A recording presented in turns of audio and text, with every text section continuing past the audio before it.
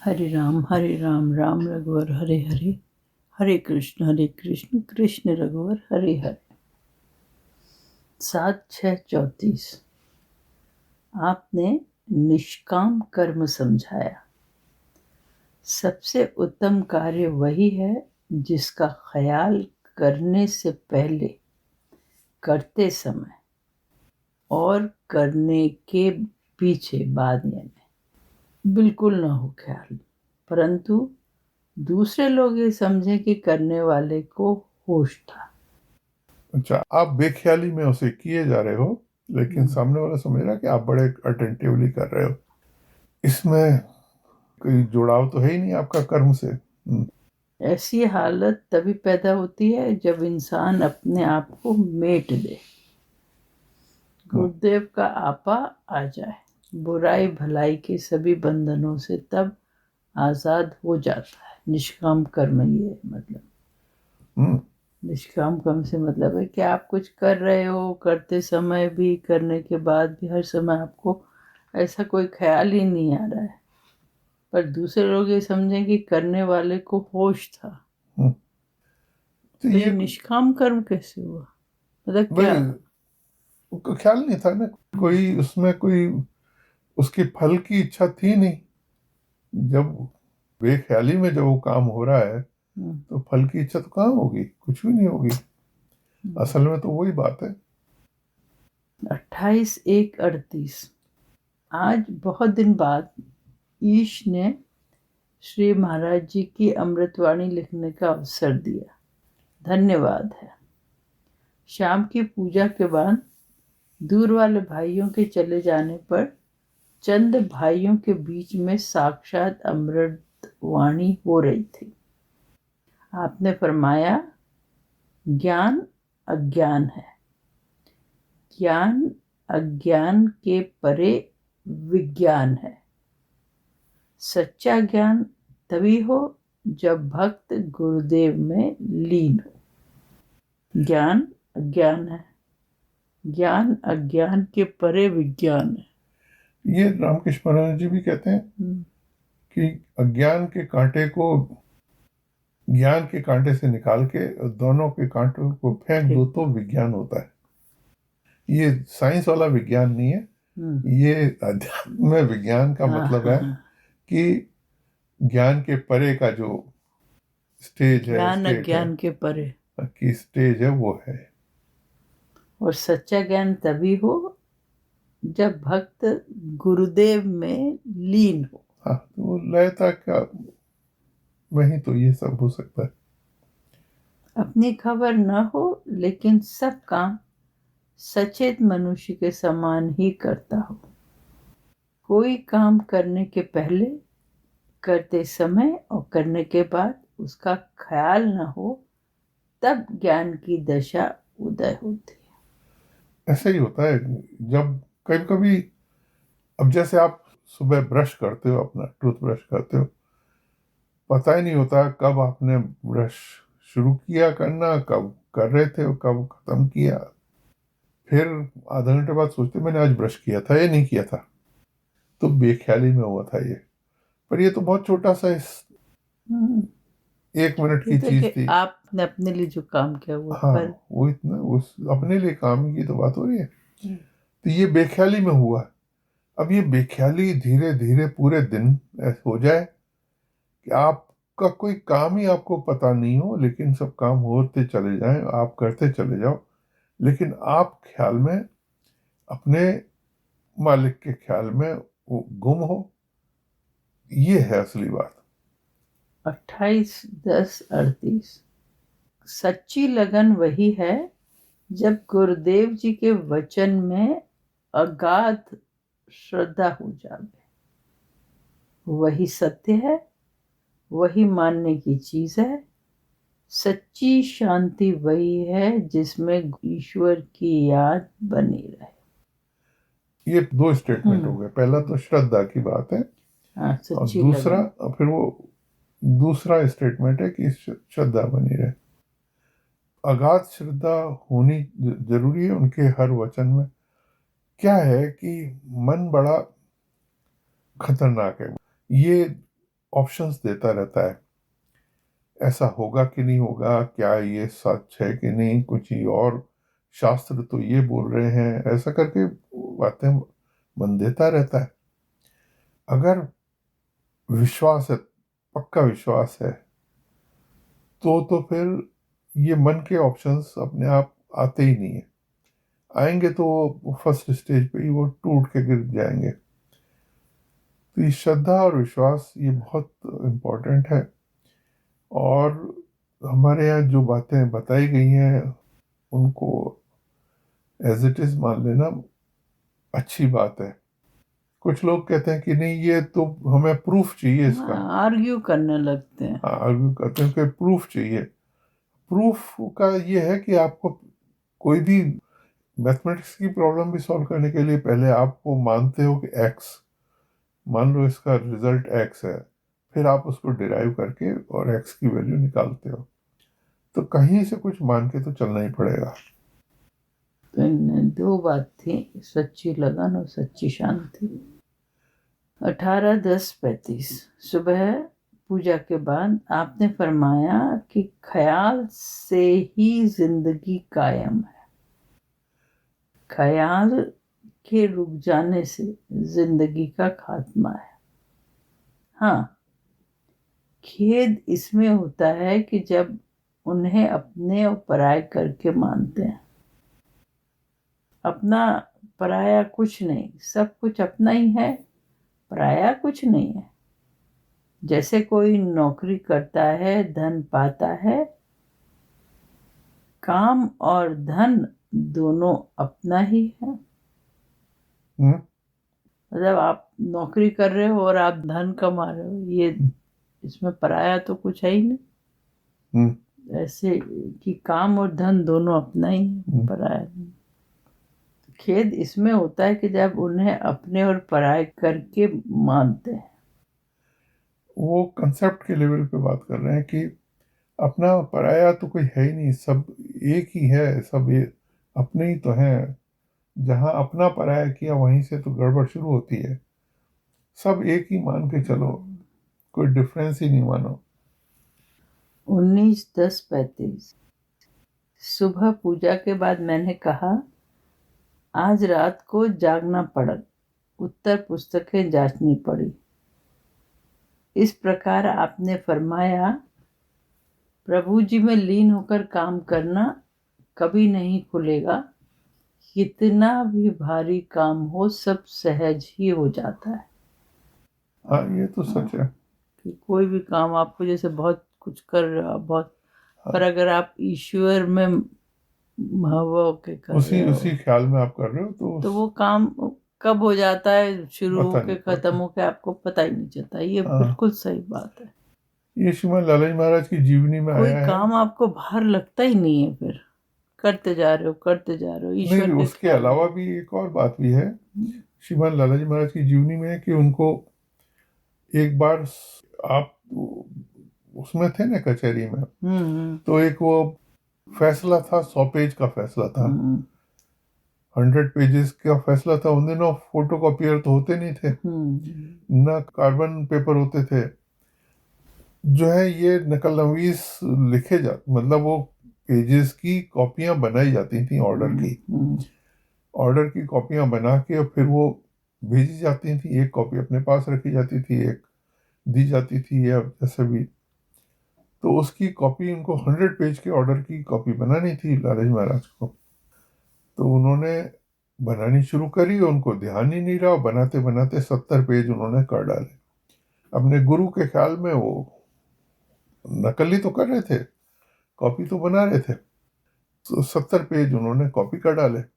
अच्छा, उन दिनों क्या था कि पेपर इंडिया में बनता नहीं था, पेपर बन के आता था इंग्लैंड से, और वो पेपर भी काउंट करके दिए जाते थे कि आप इतने, एक ऑर्डर 100 पेज बनाने तो इतने पेजेस ले लो, उसका बना दो। तो इनको लगा कि ये 70 पेज में जाने क्या गलतियां हो गई होंगी, और अब संभाल के मैं करता हूँ। अब फिर उन्होंने बचे हुए 30 पेज संभाल के किए। हाँ, तो जब 100 पेज पूरे हो गए, उसके बाद मिलान किया तो मालूम पड़ा कि 70 पेज में तो एक भी गलती नहीं थी, और बाकी के 30 पेज जो बड़े ध्यान से किए गए थे उनमें गलतियां थी। तो ये है ईश्वर के भाव में, गुरु के भाव में जो चीज होती है वो ज्यादा बेटर होती है, वो ज्यादा अच्छी होती है। ये बहुत भाव ही बहुत बड़ा आपके हर चीज में रोल प्ले करती है।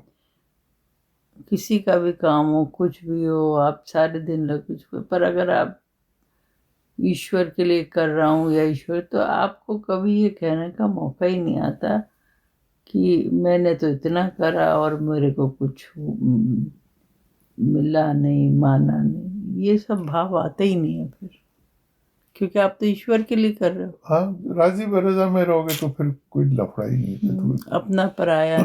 फिर कोई चीज में कोई कहीं भी इश्यू नहीं, ना आपको हाँ रिजल्ट चाहिए ना आपको कुछ। हाँ, जब हृदय में ग्लानि उत्पन्न होती है तब परमात्मा की ओर धर्म भूल जाता है। गिल्ट जब भी होती है तो धर्म भूल जाता है वो। जिस कर्ता में राग द्वेष नहीं आता वह सच्चा और ईमानदार करता है। ये दो बातें हो गई, पहले वो था, ये है अलग। पहली बात तो गिल्ट की, गिल्ट तो होनी नहीं चाहिए, गिल्ट से बहुत नुकसान होता है। गिल्ट एक बैरियर है जो कि आपके प्रोग्रेस को रोकता है। आपकी प्रोग्रेस जन चल रही है अच्छी, लेकिन आपके कोई गिल्ट फंस गया दिमाग में और वो नहीं हो पाई वो चीज। आप बैठे हो, बड़ा अच्छा ध्यान लग रहा है सब कुछ, लेकिन अचानक आपके मन में ख्याल आया कि भाई अरे भाई, मैंने वो बैठ तो गया हूँ मैं पूजा करने, लेकिन मैं पैर तो मैंने धोए नहीं थे, मैं तो वॉशरूम गया था, उसके बाद पैर नहीं धोए तो मैं बैठ गया हूँ पूजा करने के लिए। ये छोटी सी गिल्ट है, बहुत छोटी सी, लेकिन वो आपका जो पूजा में जो एकदम जो चीज उतर रही थी वो रुक गई। अब क्या वो रुक गई? नहीं, वो तो नहीं रुकी, वो तो चल ही रही है, लेकिन आपकी गिल्ट ने उसको रोक दिया। तो ये गिल्ट रोक से प्रॉब्लम होती है। ये बड़ी गिल्ट्स होती हैं, कोई बड़ी गलती आपसे हो गई हो और आपने उसका खूंटा बना लिया कि ये तो, और हर वक्त उसी का ही ख्याल आपको आ जाता होगा, तो वो नुकसान करता है, वो आपकी प्रोग्रेस जाने नहीं देता। और दूसरा स्टेटमेंट क्या था? जिस कर्ता में हम्म, राग द्वेष नहीं आता वह सच्चा और ईमानदार करता है। वही ठीक है। जो राग और द्वेष मतलब किसी से जुड़ाव या किसी से अलगाव, ये दोनों ही नहीं हो तो वो ही करने वाला सच्चा करता है। जनाब लालाजी साहब सवेरे 6 बजे से रात के 2 बजे तक काम करते रहे। उनको पता ही नहीं चला कितना समय लगा, ऐसे लीन थे। जब दूसरे ने कहा भगवान 2 बजे हैं, आप चौंक पड़े। उसी समय कलम बंद कर दी, क्योंकि अब जो करते गलत हो जाता। कहीं होगा कोर्ट ऑफिस का कोई काम आ गया होगा और वो बैठे बैठे कलम नवीस का भी काम था ना आपका, तो ऑफिस का फाइल्स मेंटेन करना, और उसमें कोई होगा काम बड़ा आ गया होगा, करते रहे सुबह से रात तक खूब करते रहे। अचानक उनको, और जैसे ही किसी ने टाइम बताया तब उन्होंने छोड़ा कि भाई, फिर वो कॉन्शियस होके करते ना, हाँ, तभी तब उसमें गलती भी हो सकती थी। तो उन्हें बंद कर दिया, क्योंकि अब जो करते गलत हो जाता। काम करने से जी न चुराएं, वरन अपने तन मन से करें और ईश्वर में भरोसा करें। बिल्कुल। यही बात है कि लालाजी लवलीन हो काम करते और कुछ भी बाहर नहीं जान पड़ता। बाहर नहीं जान पड़ता था, ठीक। जिनका पैसा लेते हैं उनका काम करना ही है। मतलब सरकार की नौकरी कर रहे आप हो किसी की नौकरी करते हो, तो उसको उसका पूरे काम करना। 100% उसमें देना चाहिए, हम्म, क्योंकि आप उसका वो भी ले रहे हो, मेहनताना। एक भाई से आपने मुखातिब होकर फरमाया, चचा जी महाराज ने। हाँ, कि जैसे पुरुष के स्त्री है वो उसकी आज्ञा से चलती है और कोई भार अपने ऊपर नहीं अनुभव करती, ऐसे ही हम तुम सब स्त्री हैं, हमें उसकी आज्ञा रहा करते देखते रहना चाहिए, तब भार की बात बनी रहेगी। हाँ, इसमें आप एग्जाम्पल दे रहे हैं कि स्त्री है, उसको ये प्रॉब्लम नहीं है कि पैसा, सैलरी कैसे आ रही है, कितनी आ रही है, क्या हो रहा है। उसको तो अपने घर का बजट, किचन का बजट और वो पूरा हो रहा है, उसकी रिक्वायरमेंट्स पूरी हो रही हैं। और वो क्या हो रहा है, तब वो हस्बैंड के ऊपर है कि वो और क्या इन्वेस्ट कर रहा है, कैसे कर रहा है, वो सब हस्बैंड के ऊपर है। स्त्री को मतलब नहीं। ये इंडियन सिस्टम में बता रहे हैं। इसी तरह उन्होंने इसकी कि ईश्वर जो है वो ऐसा हो जाए कि आप उसकी स्त्री बन जाओ, आप अपनी ड्यूटी किए जाओ, आपके ऊपर भार ही नहीं होगा कि वो आप क्या हो रहा है, किस तरह से सृष्टि का काम हो रहा है, ये तो ईश्वर पे छोड़ दो ना, आप तो अपना काम करते जाओ। मेरे ख्याल से यहाँ पे पतिव्रता स्त्री की बात हो रही है। पतिव्रता स्त्री है जो भी हो, होती ना, बस अपने करे जाती है अपने हस्बैंड को, परवाह वो ध्यान नहीं देती। वही मतलब है। और क्या। 30/12/36। जब गुरुदेव जी शिष्य का हाथ पकड़ते हैं तो वे उसे अपना लेते हैं। हाँ, जब शिष्य अपना कुछ ममत्व बनाए रखते हैं तो विपत्ति जाल में पड़ते हैं। उन्हें चाहिए कि अपने को गुरुदेव का दूसरा रूप समझें। श्री गुरु महाराज ही विराजते हैं, मैं नहीं हूँ, तब सभी बातें अनुकूल होती हैं। ममत्व से मतलब है अपना होने का ख्याल वो अगर करते हैं, मैं हूँ, अपनी आइडेंटिटी अलग मान के चलते हैं, एंटिटी अलग मान के चलते हैं, तब दिक्कत आती है। अगर गुरु के ख्याल में है, उसी का रूप बने हुए हैं, फिर तो कोई दिक्कत ही नहीं। अपने को कर्तव्य से अलग रखें। जब अपने को कर्ता भोक्ता माना, कर्मजाल बिछ गया। हाँ, अकर्तापन की बात आपने कई बार बोली है। अकर्ता बन के काम करो, आप कर ही नहीं रहे हो, कोई और कर रहा है। ये बड़ी ये साधना नहीं है, ये एक तरह का स्थिति है। ये आप सोच, क्या कितना सोच लोगे, कहीं तो कर्तापन आ ही जाएगा। और जब ईश्वर आपको अब ये स्थिति दे देगा, फिर तो आप महबे ख्याल यार हैं हमको जहां से क्या, फिर तो उसके बाद आप अकर्तापन में रहो तो बात सब बन दुख जाती। सुख भोगना ही पड़ेगा। जैसे आप लोग देखते हैं कि यह बड़ी इमारत बन गई, यदि मैं समझूं कि यह मैंने तामीर की, मैं पतित हुआ। बनाने वाले ने बनाई, जिसका सब कुछ है उसी ने बनाई। हाँ, उसके हुक्म से इसकी झाड़ू बुहारू कर देता हूँ, इस समय ही फर्ज है। इसमें बहुत फ्लो में नहीं लिखा हुआ है, पर मुद्दे की बात तो फिर भी समझ में आती है कि आपकी कोई वो है नहीं, आप अहंकार आपका कहीं आता, बीच में आता है तो दिक्कत है।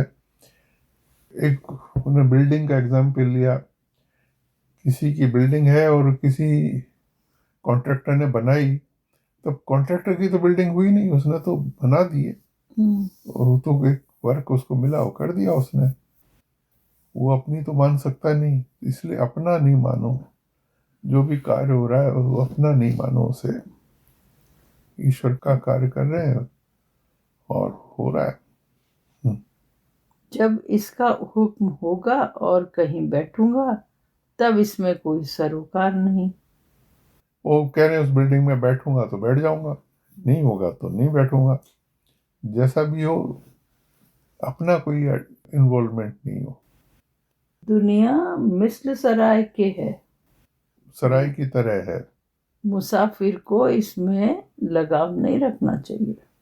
हाँ, सराय उसकी थोड़ी है, होटल में आप जाते हो, होटल का बहुत अच्छा आपको बहुत बढ़िया मिरर है, तो आपका नहीं है वो, आप लेके नहीं जा सकते। दुनिया भी इसी तरह ही है, आप जो चीज़ मिली है वो आपकी नहीं है, वो आप यूज उनको कर रहे हो। हम्म, मोहब्बत सिर्फ एक ईश्वर से और उसके नाते सभी से। हम्म, दुनिया के लोगों का संस्कार बनता ही रहता है, पिछला भोगते हैं और आगामी बनाते हैं। पर जो भक्तजन होते हैं उनके साथ ऐसा नहीं होता, वो तो बस सिर्फ प्रारब्ध ही भोगते हैं, आगामी इनका नहीं बनता, क्योंकि कर्म का कर्ता धर्ता वो अपने को नहीं मानते, दासवत निडर रहते हैं। हाँ, ये बताते हैं दो तरह के संस्कार हैं। एक तो है प्रारब्ध, जो कि हमारे पुराना था, वो अच्छा भी है बुरा भी है। तो वो जो भक्त लोगों के साथ सिर्फ प्रारब्ध ही होता है, पिछला जो लेके आए उसी को वो अच्छा है बुरे को वो भोग रहे हैं, आगामी नहीं बनता उनका, उनका आगे के लिए क्रिएट नहीं हो रहा है। और बाकी दुनिया के दोनों होते हैं, वो पिछला भी भोग रहे होते हैं और अगले वाला बना भी रहे होते हैं। तो साइकिल चलती रहती। हम्म 3-1-37 शनिवार। आपने समझाया, बिना ला मजहब हुए सच्चा आत्मसुख नहीं नसीब होता। बिना ला मजहब हुए, हम्म, मजहब को नेगेट जब आप करते हो तभी आपको सुख मिलता है।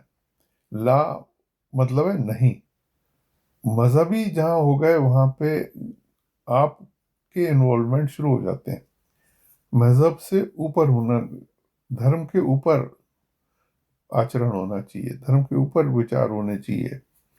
और जहाँ आपने धर्म को आड़ में लिया है तो अलग अलग धर्म अलग अलग बातें बोलते हैं, तब गड़बड़ होती है।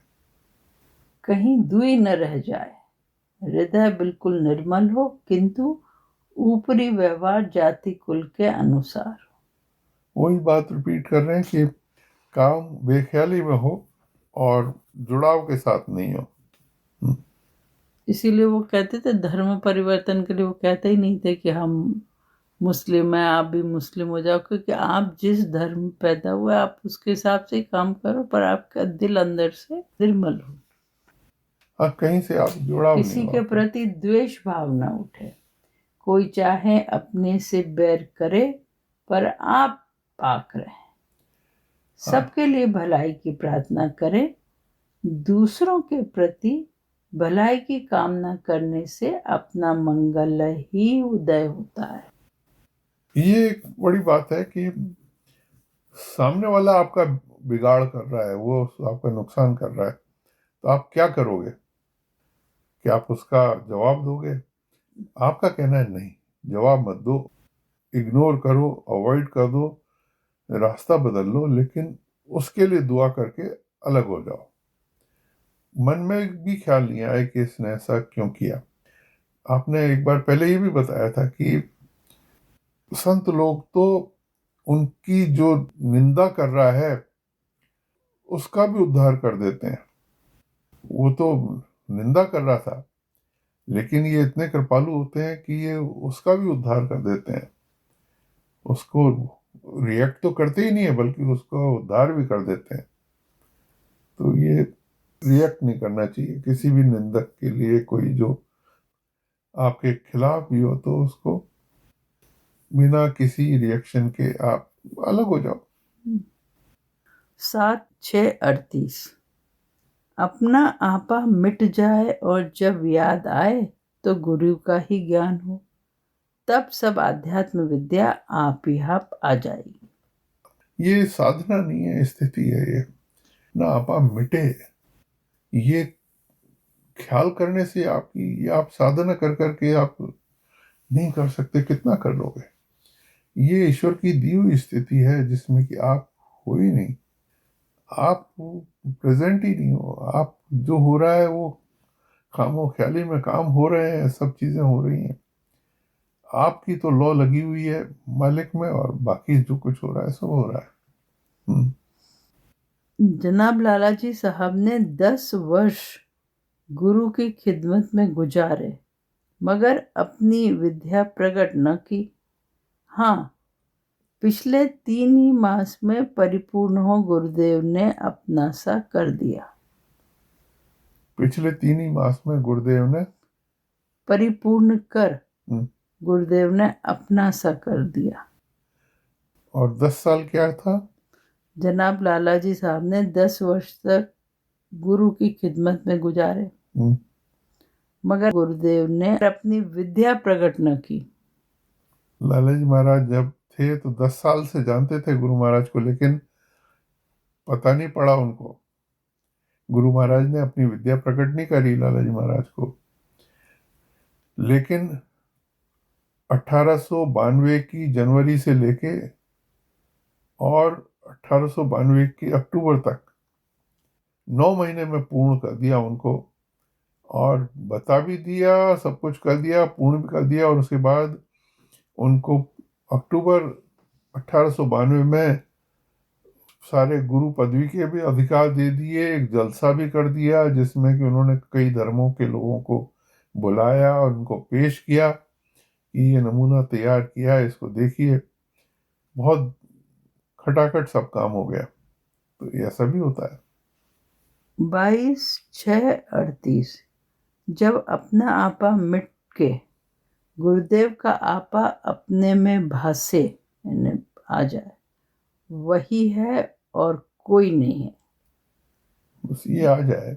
हाँ, अपना आपा मिट गया और आपको मतलब वो ही है, गुरु ही है, मैं नहीं। हाँ, किसी का आईना है, मैं नहीं हूँ, वही हो जब जाए। किसी से बात करें तो यही मालूम पड़े कि वही सुन रहे हैं, वे हैं और ईश्वर है, तब कहीं राम नाम आता है। ये साधना स्थिति है, ये दी जाती है स्थिति। ईश्वर से ईश्वर के सिवाय और किसी वस्तु की इच्छा नहीं करनी चाहिए। बड़े भैया ने कहा कि कितनी भी ऊंची आत्मिक उन्नति क्यों न हो जाए, बंदगी न छूटे। आजीजी और इनकिसारी उसके दरबार में बनी रहे। बंदगी कहते हैं पूजा को, आजीजी और इनकिसारी कहते हैं खुद को छोटा मानना और नम्र रहना। मुराकबा व मुनाजात, उपासना व प्रार्थना ऐसी करें कि उसके सामने सिजदा कर रहे हैं कि तू ही मकसूद है, तेरी इच्छा पूर्ण। हाँ, बस तेरी इच्छा पूर्ण हो। उसकी जब भी ख्याल करें, जब भी ध्यान करें, तो यही कि तेरी इच्छा तू पूर्ण। ही मकसूद है। 15/10/39 आपने फरमाया कि हमारे गुरु महाराज फरमाते थे कि उनको मजहब का लगाव बाकी, उनकी फकीरी में कुछ कमी जरूर है। जिनको, उनको नहीं, जिनको मजहब का इसमें लगाव, बहुत गलतियां हुई हैं। जिनको मजहब का लगाव बाकी है उनकी फकीरी में कमी है। ये बहुत बड़ी बात है। अगर किसी में कमी हो तो उसको निष्पादन कर लो इसका। जहां धर्म का मामला रहेगा, किसी धर्म के खिलाफ जरा सा भी शंका रहेगी तो वहीं पर ही पूर्णता नहीं मिलेगी। फिर 25/11/39 शाम आपने फरमाया कि इंसान का शगल यही है। शगल मतलब कर्तव्य समझो, या उसकी दैनंदिनी में जो उसकी ड्यूटीज हैं वो, कि वह ईश्वर की याद में अपने को मिटा दे, अपना सब खो बैठे। जिस वक्त हम उसकी याद करने बैठते हैं उसमें माया मिली रहती है, लेकिन रास्ता यही है। जब वह हमारी याद करता है तब सच्ची याद है। इनका कहना है कि हम जब याद करते हैं तो पूरी याद नहीं होती है, उसमें माया मिली हुई होती है। नेचुरली। लेकिन जब ईश्वर हमारी याद करता है ईश्वर तब हमें, सच्ची हाँ, याद। जब वो करता है तब वह तो हर समय हमारी याद करता है, लेकिन हम गाफिल हैं। यही भ्रम है और यह भ्रम मिटाना चाहिए। तो चचे महाराज ने बहुत अच्छी बातें बताई थी, कल जो बताई थी उसमें ये था कि उसकी याद में इतने महब हो जाओ कि याद के परे निकल जाओ। उस काम करते हुए दुनिया के इतने के काम भी ऐसे हों कि उसकी याद में ही हो जाए। ये ये कोई एफर्ट नहीं है, ये तो कोई दी हुई स्थिति है जो परमात्मा देता है। भाग्यशालियों को मिलती है ये, कि इस्तगराक में काम होता चला जा रहा है उनका और उन्हें होश नहीं है। ऐसा भी टुकड़ों में तो ऐसी स्थिति आ जाती है कभी कभी किसी को, लेकिन ये कंटिन्यूस बनी रहे और मालिक की याद में इतने लय, गुम गुम है किसी के ख्याल में दिल सुबह शाम, इतने ज्यादा गर्क उसमें कि उन्हें पता नहीं दुनिया के काम क्या हो रहे हैं, कैसे हो रहे हैं, पर होशियार भी हैं। दीवानगी के साथ होशियारी भी है उनको। कभी कोई मौका हो तो पूरा सही जवाब हर चीज का वो देते भी हैं। और रामकृष्ण परमहंस जी की हमने पढ़ी थी कथा, वो बेहोशी से में रहते थे, लेकिन जब किसी ने कुछ बात पूछी तो बिल्कुल सही जवाब देते थे।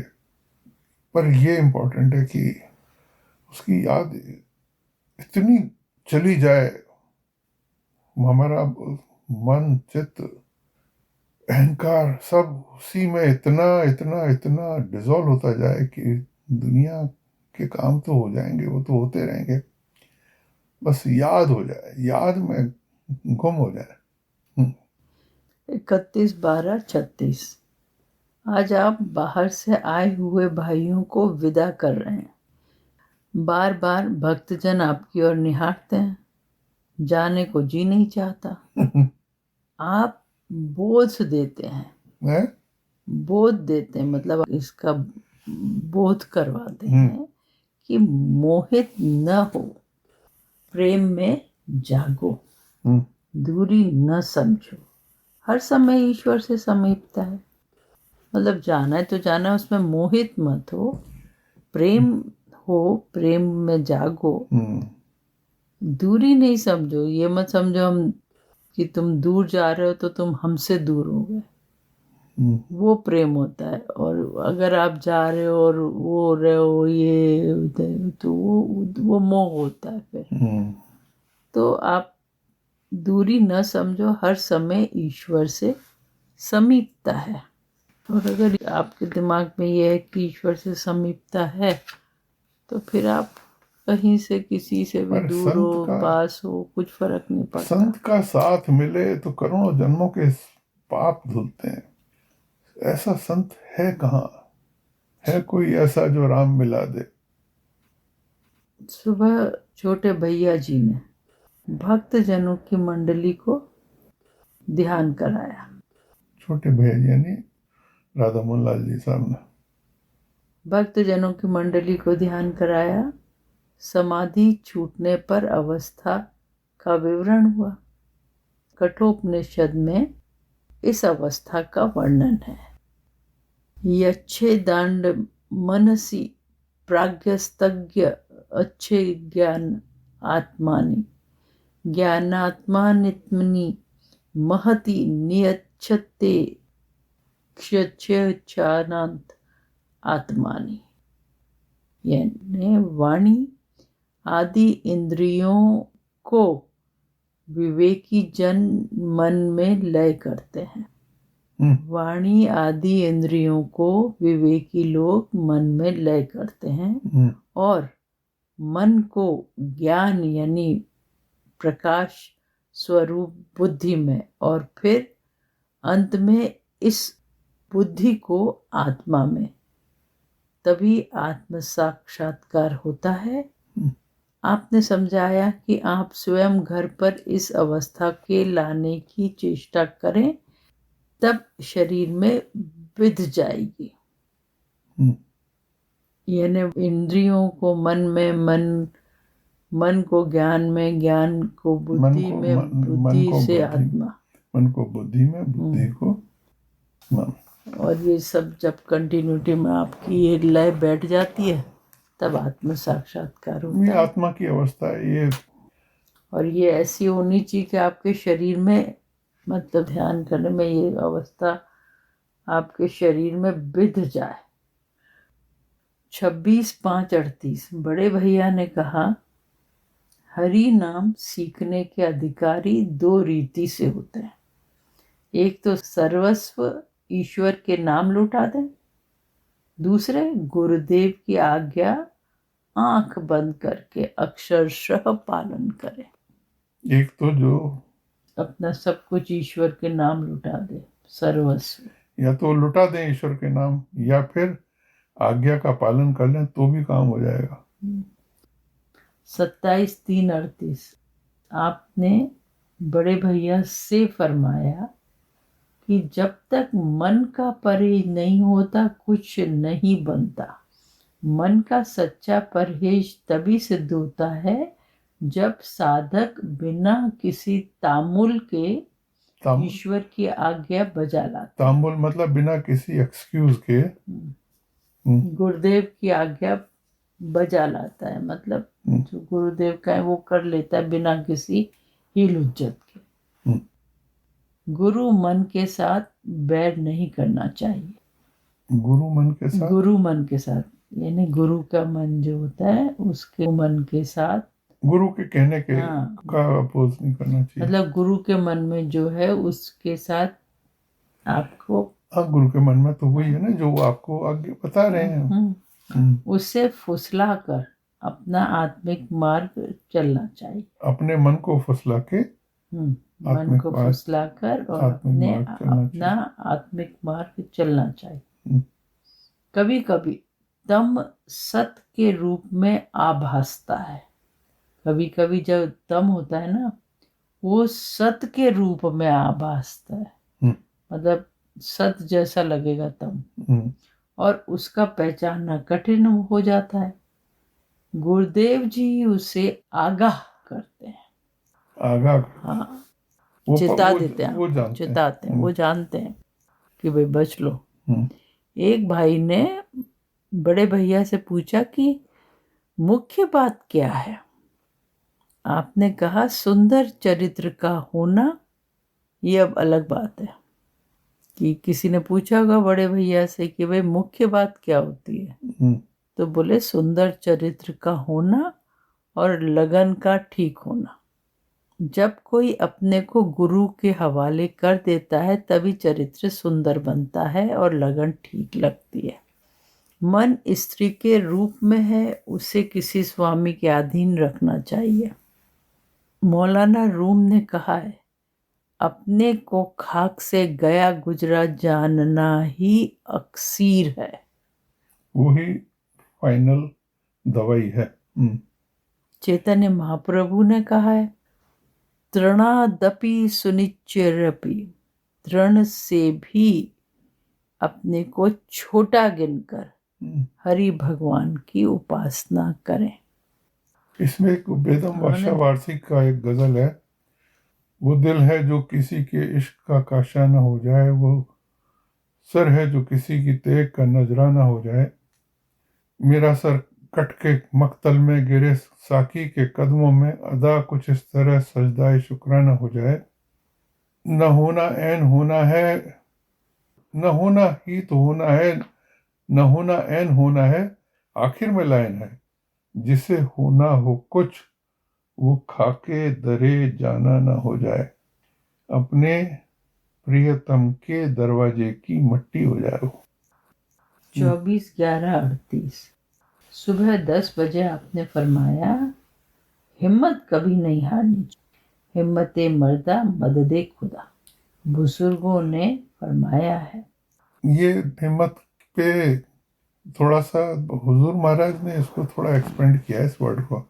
हम हिम्मत को समझते हैं किसी चीज को करने में एक्स्ट्रा एफर्ट, या किसी चीज को करने के लिए वेलर आपका जो चाहिए वो नहीं है। हिम्मत होती है कोई भी ईश्वरीय कार्य को करने के लिए अपनी संकल्प, उसको हिम्मत कहते हैं। संकल्प से कुछ भी हो जाता है। बड़े बड़े सूफियों ने, बड़े बड़े गुरुओं ने सिर्फ संकल्प से ही सब कुछ कर दिया। एक संकल्प किया, वो काम हो गया। किसी कोई मुश्किल में है, संकल्प किया, वो ठीक हो गया। संकल्प को कहते हैं हिम्मत, और मर्द कहते हैं ईश्वर के चुनिंदा रिप्रेजेंटेटिव्स को, जो ईश्वर में एक हो चुके हैं। जैसे वो बोली थी ना कि वो दुनिया आके बोली कि ईश्वर के पास आके बोली कि मैं क्या करूं, मेरे को मर्द मिला ही नहीं, क्योंकि जितने लोग हैं वो सब मेरे चरणों में पड़ रहे हैं और नामर्द हो गए हैं वो, और असली मर्द हैं वो आपकी तरफ चले गए हैं। मुझे तो कोई मर्द मिला ही नहीं, ईश्वर की तरफ चले गए हैं। तो जो ईश्वर के जो खास हो जाते हैं, जो समर्थ गुरु हो जाते हैं, जो समर्थ हो जाते हैं, जो उसमें अपने आप को एक कर लेते हैं, वो मर्द कहलाते हैं। मर्द जब हिम्मत करते हैं, जब मर्द ईश्वर के लोग, ईश्वर के वली, ईश्वर के जो भी प्रिय लोग जब वो अगर कोई जब संकल्प जब करते हैं संकल्प करते हैं तो उसको उसकी मदद, उसको कहते हैं हिम्मत मर्दा और मदद उसकी खुदा। मदद खुदा करता है। हिम्मत मर्दा मदद खुदा, अगर वो हिम्मत करेंगे तो ईश्वर मदद करेगा। पर वो संकल्प आप वो इसलिए कहते हैं कि कभी हिम्मत नहीं हारनी चाहिए, मतलब वो आपको भी अपने कुछ एक कुछ दुनिया करना नहीं, दुनिया की लेवल की बात नहीं कर रहा, जिसमें नहीं, पर कार वहाँ को पे भी धक्का लगाना है, वो हिम्मत करके लगा दी, वो नहीं कर रहे। हिम्मत मतलब संकल्प। जो शख्स किसी काम को करने वाला अपने को ख्याल करता है वो काफिर है। सब काम समय पर आप ही आप होते हैं। ईमान यह है कि दीन दुनिया के काम दोनों सही हों। आपने थोड़ी इसके आगे की बात बताई कि संकल्प करने वाला अगर ये संकल्प करे कि मैं कर रहा हूं, तो वो सही नहीं है। इसके करने वाला तो ईश्वर ही है ना, तो उसके नाम पे, उसके दम पर, उसकी आन पर ये लोग कर जाते हैं जो भी कुछ करना होता है, ईश्वर के आन पर कर देते हैं। तालिब दुनिया मखहूर, तालिब उकवा मजदूर, हम्म तालिबे मौला मसरूर, मसरूर। बगैर किसी गरज के ईश्वर से प्रेम होना ही भक्ति। ये तीन चीज बताई, इसका अर्थ दिया इन्होंने। दिया तालिबे दुनिया मकहूर, मखमूर नहीं, वो गलत है, मखमूर है वो। मखमूर मतलब जो दुनिया का तालिब है वो मखमूर है, यानी वो जो है एक एक तरह के उसमें है, खामो ख्याली में है। और तालिब उकवा मजदूर, उकवा कहते हैं तीसरे लोग को, मतलब पारलौकिक जो भी अपनी इच्छा चाहता है, स्वर्ग की इच्छा चाहता है, मजदूर है वो अच्छा मजदूर बोला उसे। अच्छा, और तो तालिब मौला वो मसरूर है। तालिब मौला मसरूर है, जो ईश्वर का ख्याल कर रहा है। मसरूर कहते हैं, हाँ लय है, एक गुम है उसमें, ये बात भी हो सकती है। ऐसी बातों के मतलब दे देना चाहिए। हाँ, पर ये बुक जब लिखी तब इनको या उनको समझ में आ गया तो उन्हें मतलब नहीं लिखा। 24/11/38। आँख खुलने पर जगत का दर्शन न करना चाहिए, पहले ईश्वर की याद करनी चाहिए, उसके बाद आँख खोलें। ईश्वर प्रेम रूप है। माता पिता उतना प्रेम नहीं कर सकते जितना वह करता है। उसी के प्रेम से अन्य प्राणी प्रेम करते हैं। जब दिल पर पर्दा पड़ जाता है तब गुरु के सामने जाने से संकोच लगने लगता है।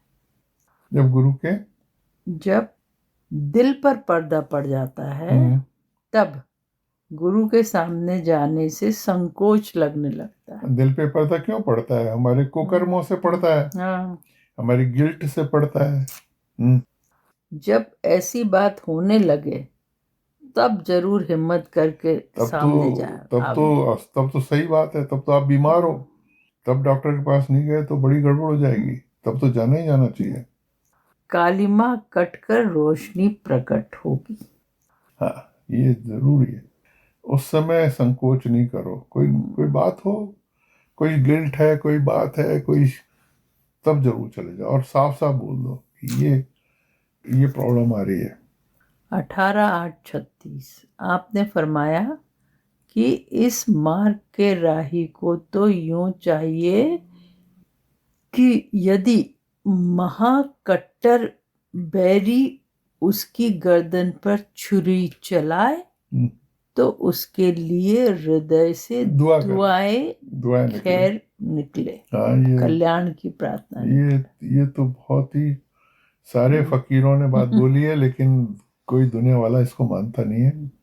क्राइस्ट ने भी कहा, क्राइस्ट को तो जब जिन लोगों ने सूली पे चढ़ाया था तो उनने तब भी सूली दुआ पे कर रहे थे वो तब तो, कही थी कि भैया इनको क्षमा भगवान करो। इनको छोड़ माफ कर दियो, हाँ, इनकी तो अकल पे पर्दा पड़ रहा है।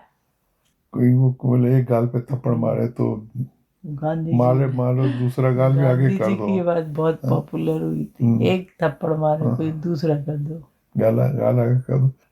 ये फकीर लोग ही बोल सकते हैं, ऐसी बात है। तो बराए वस्ल करदन आमदी, बराए नो वस्ल करदन आमदी। नो बराए वस्ल करदन आमदी, हम्म, तुम संसार से मिलजुल करने के लिए जन्मे हो, न कि झगड़ा फसाद के लिए। नहीं, तुम संसार के मेलजोल करने के लिए नहीं हो आए हो, तुम फसल करदन आमदी, तुम ईश्वर से मिलने के लिए इस दुनिया में आए हो, न कि दुनिया से वसल करने के झगड़ा लिए। फसाद करने। नहीं, झगड़ा फसाद नहीं, वसल होता है मिलन। आप दुनिया से मेल जोल करने के लिए नहीं आए हो, ईश्वर में मिल जाने के लिए आपने शरीर धारण किया है। ये पहले भी आ चुका है, ये वाला, ये फारसी की 2 लाइनें इस बुक में पहले भी आ चुकी हैं, और उसमें पहले ये था, जहाँ तक मुझे याद है, तुम वसल करदन आमदी, नहीं, तुम दुनिया में मिलजुल करने के लिए नहीं आए हो, तुम फसल करदन आमदी, तुम ईश्वर में अपने को मिला देने के लिए आए हो। इसमें फसाद का तो कोई वर्ड आया भी नहीं है फारसी में। और उन्होंने लिखा है तो कुछ, क्या है कि इन्होंने तो डायरी लिखी थी ना, तो एक्सप्लेनेशन में कुछ लाइन लिख ली, कुछ लाइन नहीं लिख पाए। उनको तो ये मालूम था, सारा क्लियर था, लेकिन जो पढ़ने वो वाले तो हैं, लिख रहे थे अपने। पर जैसी बढ़िया डायरी मास्टर एम ने लिखी है रामकृष्ण परमहंस जी के, वैसी तो भाई वो तो उनको लिखाई थी, उसमें उन्होंने कहा है ना वचनामृत में, सब वही रामकृष्ण देव जी ने कहा है ना कि भाई एक ही जना लिखे, वो तो ऊपर से ही बन के आए थे वो लिखने के। वो लिखने के लिए आए थे। तो उन्होंने रामकृष्ण देव जी ने जब उनके किसी शिष्य ने कुछ लिखना चाहा तो उन्होंने कहा तुम मत लिखो, लिख रहा है एक हाँ, जना। योगानंद जी ने या किसी ने करा था कि मैं लिख दूंगा। अभेदानंद जी किसी ने। हाँ, मना कर दिया था। वो बहुत सुंदर डायरी लिखी है उन्होंने, उसमें कहीं कोई ये कंफ्यूजन नहीं होता। और वो उनने तो बाद में लिखी है, मतलब उस समय लिखने के बाद में उन्हीं ने उसको करेक्ट करके फॉर्मेट करके लिखी है। ने तो बस ऐसे लिख दी, किसी ने को मिली तो उसने बातें। मास्टर एम का अपन पढ़ रहे थे ना, कि वो उन्होंने कहा कि मैं, जो मेरे पास डायरी लिखी हुई थी, उसको मैं जब रीराइट कर रहे थे जब तब रीराइट ऐसा लग रहा था कि वो लिखा रहे हैं। नहीं, रीराइट कर रहे थे तो वो एक ट्रांस में जाके हाँ उस दिन की स्थिति की उनको सारी बातें कलेक्ट हो रही थी, और डायलॉग्स भी याद रिक्रिएट हो रहे थे उनके। और फिर उसको वेरीफाई करने, उस पर स्टैंपिंग लगवाने के लिए उन्होंने फिर माँ को दी थी कि ये सब बातें, तब माँ ने कहा था हाँ सब सही है। हम्म, 4/8/36 मंगलवार की सुबह। कल श्री महाराज जी की सेवा में यह उपदेश सुना कि जैसे स्त्री अपने पति से अपना प्रेम खोल के नहीं कहती, खुल जाने पे लज्जा आती है, ऐसा ही भक्त को भी चाहिए कि ईश्वर के संबंध में अपने प्रेम छुपाए, हर समय डरता रहे, हे ईश लाज तुम्हारे हाथ। दुनिया से छुपाए, गैरों से छुपाए, मतलब अपना प्रेम कुछ को मालूम होना चाहिए, सबको नहीं मालूम होना चाहिए। आजकल आई लव यू चलता ईश्वर से है। अब हाँ, अब आपस में भी अब इसमें लिखा है ना, इस पहले जब स्त्री पति को प्रेम करती थी 100 साल पहले पता नहीं चले कि भाई लज्जा आती है, अब प्रेम का प्रदर्शन नहीं होने पे लज्जा आती है। पर अब फर्क हो गया। अब तो लज्जा तो वेस्टर्न वर्ल्ड ऐसे में तो ईश्वर के संबंध में प्रेम छिपाए कहाँ जाता है, आजकल तो बड़े बड़े सब प्रवचन देते हैं उसको एक्सपोज और कर।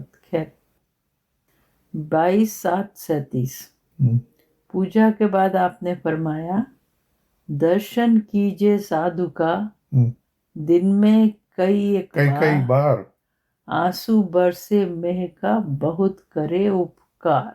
आंसू बरसे मेह का बहुत करे। आंसू बरसे मेह का, आंखों में बारिश होती रहे। मैंने मासूम बहारों में तुझे देखा है, ए मेरे पर्दानशी, मैंने अश्कों की कतारों में तुझे देखा है। आंसुओं की कतारों में जब उसका दर्शन होता है तो वो अलग बात है। आत्म विद्या के लिए साल में 1.25 महीने गुरुदेव के स्थान पर रात दिन रहना लाजिम है। 40 दिन चिल्ला हाँ, वही 1.25 चिल्ला महीना चिल्ला 40 दिन जरूरी ही है। होता है। 9/2 से आज आपने हमसे मुखातिब होकर फरमाया कि बृहस्पतिवार को संध्या समय 15 मिनट अपने को गायब कर दो। किसने कहा? चचा जी महाराज ने आप गांधी जी से कहा कि गुरुवार को संध्या के समय 15 मिनट अपने को गायब कर दो। मौत की याद में महव हो जाओ, जगत में सब भाइयों के लिए प्रार्थना करो। उन्हें थर्सडे को शाम को 15 मिनट को अपने को गायब कर दो, मौत का ख्याल करो, अपनी मौत की याद में महव हो जाओ, मौत की याद में महव हो जाओ, और सारी दुनिया के लिए, जगत में सब भाइयों के लिए प्रार्थना करो। सबके लिए प्रार्थना। फिर है, यदि कोई महात्मा के पास अच्छे ख्याल से जाता है तो अच्छा बनेगा, और यदि बुरे ख्याल से जाता है तो बुरा बनेगा। वे तो धुरी के समान है, जिधर चलाओगे उधर चलेंगे। वो तो जो मांगोगे दे देंगे वो तो। हाँ, ये बड़ी कमाल की बात है। शिरडी के साईं बाबा के यहाँ चोर लोग बड़े जाते हैं, बड़ी चोरी करने के पहले शिरडी साईं बाबा के पास जाते हैं।